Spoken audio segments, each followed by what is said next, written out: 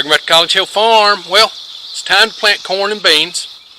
The way I do it is I plant corn in 2 rows about a foot apart, straight down the row. And I leave wide margins on the side so I can drive my tractor down beside and cultivate.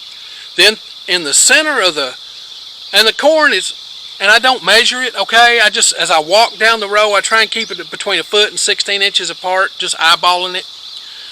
And then after I plant the corn that way, in this 100-foot row, then I come back down, go back down it with beans right in the center, in between the 2 rows. And what that does for me is it makes it so that the center section, the beans cover the ground and won't let weeds grow up because they shade them out. And the corn comes up and the beans can run up the corn. I'm planting pole beans, so I get dual purpose here. Beans fix their own nitrogen, so they don't steal the corn's nitrogen, but corn's a heavy feeder, so you got to fertilize it. If you don't fertilize it, you don't get no corn. That's just the way it is. Now, my grandmother, back when we planted Golden Cross Bantam, that was the only sweet corn back when I was a kid. It's called Golden Cross Bantam. It was a cross between 2 other varieties of corn, but it was not a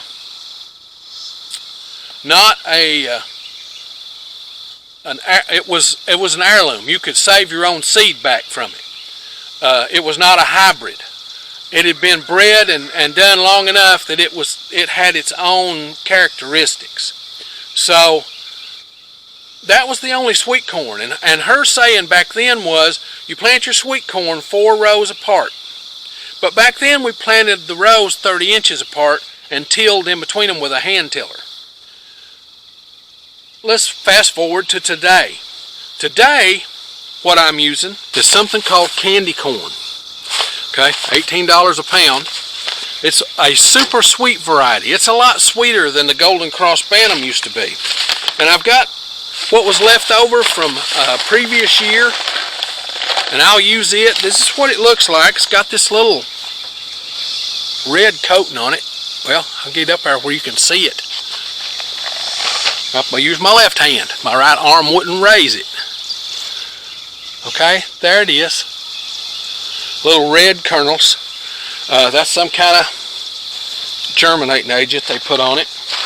I don't have any control over that, but we'll plant these about 7 to 8 inches apart in 2 rows. So basically every 3 feet I'm going to drop 5 kernels of corn. So if you figure that down the row, there's 33 rows down through there. 33 times 5. Each row is going to have about 159 kernels of corn in it, something like that. So there'll be 300 kernels of corn down those 2 rows, those 200-foot rows. Now, if every one of those comes up and gives me an ear of corn, remember, corn comes up and you get 2 ears off of it sometimes, but that's just sometimes. The second ear is always smaller, and a lot of times with these super sweets, you get 1 ear and that's what you get. But that doesn't bother me in the least. 300 ears of corn off 2 rows, that'll fill a tractor bucket full, okay? Fill a tractor bucket full of corn. And that's about all I can work up in one working, okay? About all we can work up in one working. Now, Crystal won't be able to help me work it up this year, okay? I'll have to work it up myself. So, yeah, I can only harvest 1 row at a time. I'll take it up, shuck it, clean it, cut it off the cob, put it in the freezer. Fry it, put it in the freezer.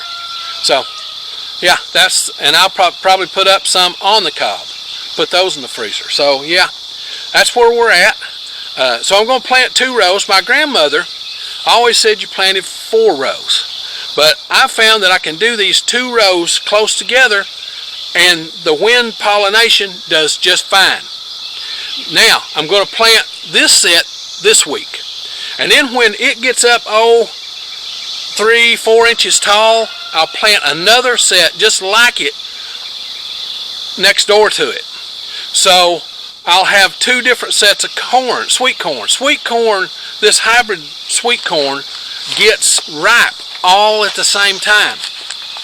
Okay, so this first set will all get ripe and I can work them up, and then in 2 weeks the second set will get ripe and I'll be able to work them up. So I'm going to do it that way. That spreads out my harvest. Normally I would plant both rows at the same time, but I'm not going to be able to work up 8 rows of corn or 4 rows of corn, 600 ears in the amount of time before it starts hardening on the hardening. So that's what it is. So let's go here and show you what I'm doing to get it ready to plant. I'm going to use my earthway planter. I'll use this plate for the beans. I always plant the corn and the corn first, because that way I know exactly where the row's at and I can kind of center the beans. So I'll plant this. It'll drop. There's 10 holes here. Or is it 1, 2, 3, 4, 5, 6, 7, 8, 9, 10? Yeah, 10 holes in this plate. So it will drop 10 beans every 3 feet, or about 3.5 inches apart. This is my sweet corn plate. The sweet corn plate has 1, 2, 3, 4, 5. 5 goes into 36 inches 7 times, a little better than 7 times. So every 36 inches it's going to drop 5 of these. So they're going to be about 7 inches apart, which is fine for this hybrid sweet corn. Now, this seed is probably good for about 2 years. So I'm going to take this seed that I've got, which is 2 years old. Oh, got to put in my sweet corn plate first. This earthway planter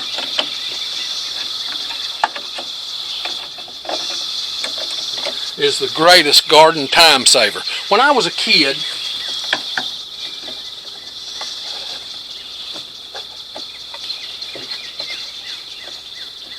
get on there.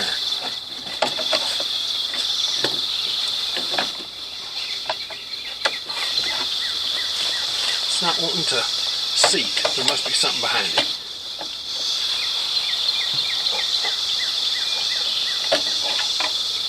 So, oh, okay, I see it. A couple little okra seeds back there behind it.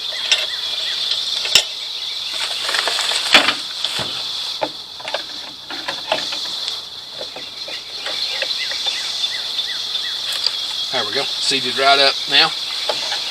When I was a kid, we would go down through there and we would drop 3 kernels of corn, and then a foot away we'd drop 3 kernels of corn, and a foot away 3 kernels of corn, and then somebody would come along behind us and drop 2 bean seeds in each hill.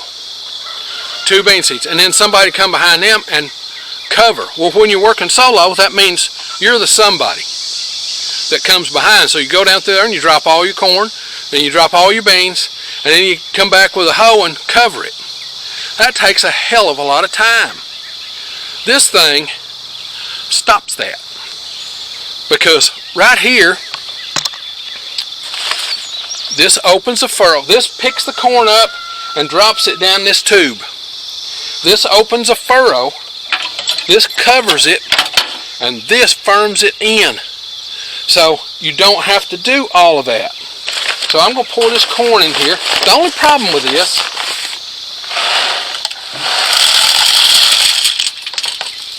well, poured it right down the hole.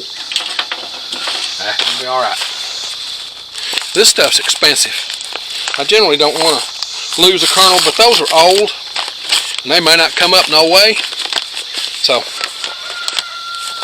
but now these I bought last year. This is a pound of candy corn. This pound would plant 4 rows, 4 100-foot rows.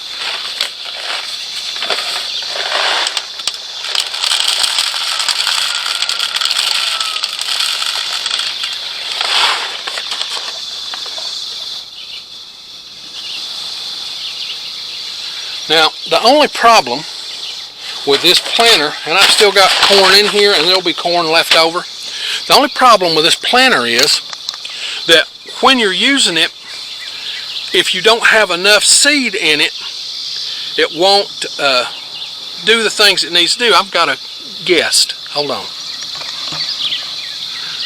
No, he run. There's a little baby rabbit come right out of the weeds there. I was going to show him to you, but he's gone. When I turned the camera around, he said, "Oh, no, you can't show me." So it has to have so much seed in it. I've got plates for chard and carrots and all that stuff, but you have to have so much seed in the planter. It's kind of in, how do I say it? It's kind of impossible to use it for those small seeds that they're real tiny, you know, like basil seed or like carrot seeds or things like that. They're real tiny, and so it is hard to get them enough to put in the plate. It's expensive to do that too. So I just disperse my carrots and things like that without using the planter. So let's get out here in the field and I'll show you what we're going to do. Okay, here's the garden. Right over here, right over in there, I've got squash planted next to the edge of the garden. You came along and saw me planting that. Now, right there is where my tiller comes to, so I want to skip over and come right there, and I'm going to come to the center in between those and plant that corn.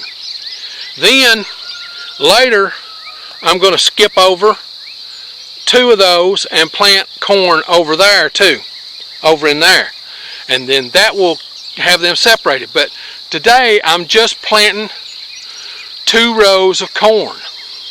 So, and then when it gets up, I'll plant 2 more rows after it's up about 4 or 5 inches. So let's get the planter and get this corn in the ground.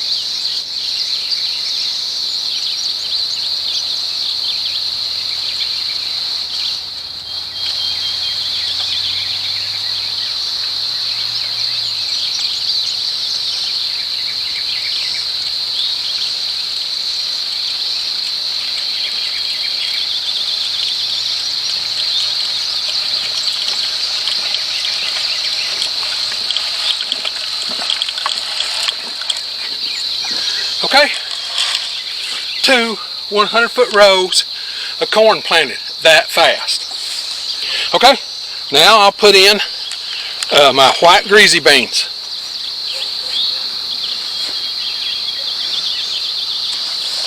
And they go right in between.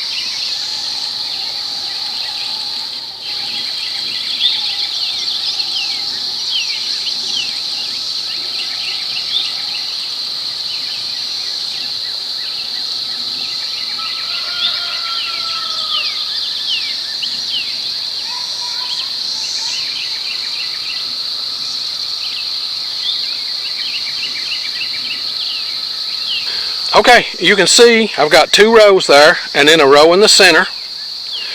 See, one there, and then a row in the center. The center row is the beans. Now it's time to put the fertilizer down. Now it takes 5 pounds of fertilizer for each row of corn. So I will go down through there and put 5 pounds of fertilizer or thereabouts.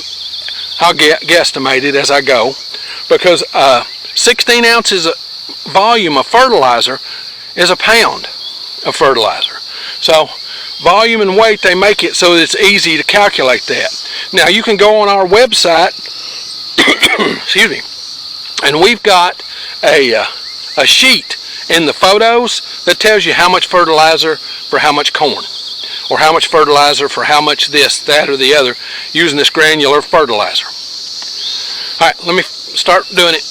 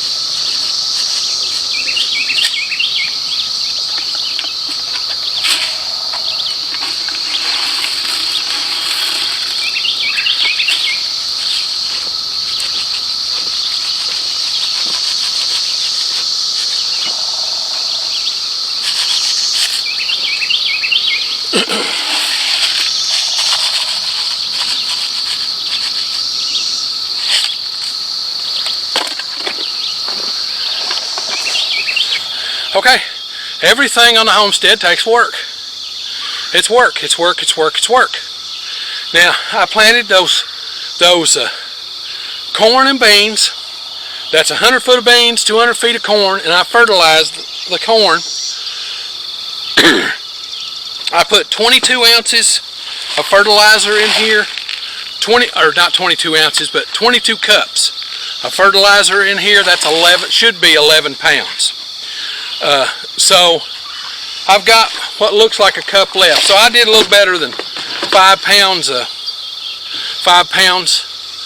a row, which is close enough to suit me. I go through about a bag and half of fertilizer a year. All right, counting the sweet potatoes and the other stuff. Now, will I fertilize that corn again? No, not unless it just looks like it's not growing as good as I think it ought to. And I might come back and give it a shot of Miracle-Gro. Okay, if I think that. Miracle-Gro's great for growing grass, let me tell you. And corn's a grass. It's just a grass with a overgrown seed. So, yeah, everything's work. I would like to plant my tomatoes today, but I just can't get to it. I'm going to plow over here, maybe here in just a little bit, plow just a little bit more, and be ready to plant tomatoes. Maybe I'll come out at daylight in the morning and plant tomatoes. I've got to go back to our other place. The last of my dad's cousins died. Well, not the last, there's one more left, but he was like 20 years younger than Dad. So I can't not go to his funeral. So yeah, it's a 3.5 hour drive, but now I doubt Crystal will get to go. She just won't be up for that. Now, if you like this stuff, this homesteading, do-it-yourself kind of thing, be certain to come on out to the channel and subscribe. We do this homestead stuff every week, sometimes 1, sometimes 5 videos. Just depends on what's going on in the homestead that week. Now, if you hit the little bell, it'll be right up here. When you come to the channel, it'll notify you when we upload a video. We upload on Sundays, Tuesdays, and Thursdays, and the occasional short on Saturday and through the week. Now, time for me to get on to the next thing, which is going to be plowing just a little bit, and then it's in for lunch. I love you all.